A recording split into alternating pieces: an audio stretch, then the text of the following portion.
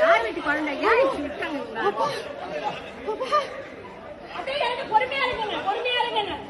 ஐயோ அப்பா,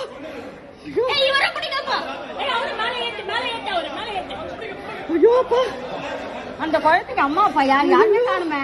ஐயோ அப்பா, எங்க இருந்து விட்டாங்க குழந்தைய?